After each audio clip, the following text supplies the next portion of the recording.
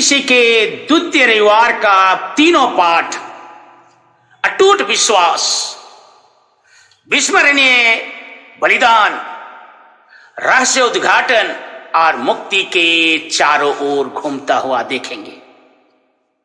पहला पाठ उत्पत्ति ग्रंथ अध्याय 22 पद संख्या 1 से 2, 9 से 13 और 15 से 18 में विश्वास के पिता इब्राहिम की चर्चा की गई है। अब्राहम ने ईश्वर की बातों को अच्छी तरह सुना, उसे विश्वास किया और आज्ञा पालन के द्वारा उसे पूरा करना चाहा। अपने अथाह वेदना के साथ कल्पना के परे एकलौते पुत्र को मोरिया पर्वत ले जाकर बलि की वेदी पर रखा और छुरा उठाया। ईश्वर ने अब्राहम के अटूट विश्वास और आज्ञाकारिता को देखते हुए घटना में प्रवेश किया और इसहाक का बलिदान नहीं परंतु मेमने के बलि के द्वारा बलिदान की प्रक्रिया पूरी की। और यहां पर ईश्वर ने अब्राहम के साथ एक विधान ठहराया। हम प्रत्येक जन, सभी ख्रिस्ती 40 रूपी इस मरुभूमि की यात्रा पर हैं और पास्का की महिमा की ओर आगे बढ़ रहे हैं। जिस तरह अब्राहम ने ईश्वर की बातों को सुना, विश्वास की पराकाष्ठा में खरा उतरते हुए आज्ञा पालिता के द्वारा उसने अपनी इच्छा को दृढ़ करके दिखाया। क्या आप और मैं इस 40 काल में अपनी इच्छा, आशा, आकांक्षा, अभिलाषा, सपना और कल्पना, हर प्रकार के अरमान को ईश्वर को चढ़ाने के लिए तैयार हैं? यही चुनौती आज ईश्वर हम प्रत्येक जन के लिए प्रस्तुत करते हैं। आज संत पौलुस रोमियों के अपने पत्र अध्याय 8 पद संख्या 31 से 34 में बताते हैं कि ईश्वर की उपस्थिति और सहारा सदा हमारे जीवन में है। कहता है, यदि ईश्वर हमारे साथ है तो कौन उसका विरोध कर सकता है। हम प्रत्येक जन के लिए संत मार्कुस के सुसमाचार अध्याय 9 पद संख्या 2 से 10 में यीशु ख्रीस्त के रूपांतरण की चर्चा की गई है।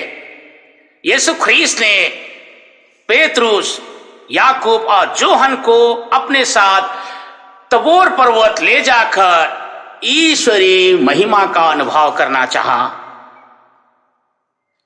सचमुच में वहां जाकर देखते हैं यीशु ख्रीस्त मूसा और इलियस के साथ अपने पवित्र दुख भोग, क्रूस मरण और पुनरुत्थान के विषय में चर्चा करते हुए देखते हैं। सच माने तो इन शिष्यों के लिए एक तैयारी की घड़ी थी, क्योंकि ये शिष्य लोग आज तबोर पर्वत पर ईश्वर की महिमा देखे कुछ दिन के बाद दूसरे पर्वत कलवारी पर ईश्वर को दुख भोगते हुए देखेंगे। लेकिन यह अनुभव इतना भव्य था, इतना दिव्य था, इतना आकर्षक था, वे भूल नहीं सकते। प्रशंसा करते थक नहीं रहे। इसलिए पेतरुस ने यीशु से कहा, गुरुवर यहां होना हमारे लिए कितना अच्छा है। हम 3 तंबू खड़ा कर दें, एक आपके लिए, एक मूसा और एक इलियस के लिए।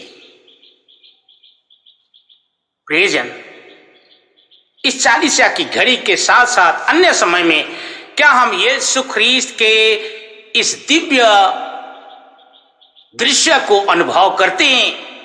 शिष्यों के इस अनुभव को अपने जीवन में देखते हैं?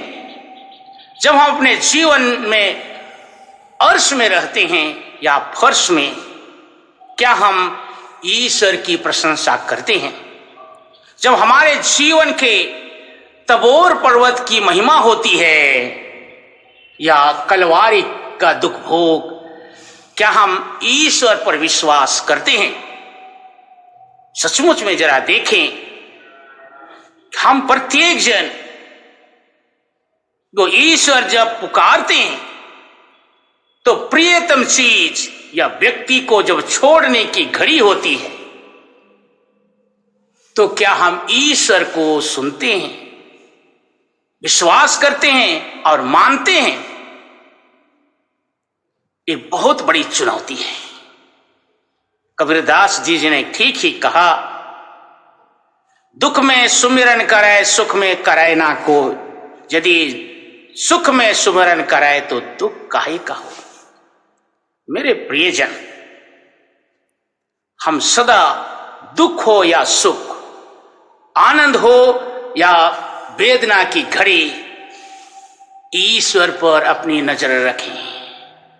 हे प्रभु, हमारे जीवन में आने वाले दिनों में अच्छे और बुरे दिन होंगे, हम प्रत्येक जन को तैयारी करना। आमीन।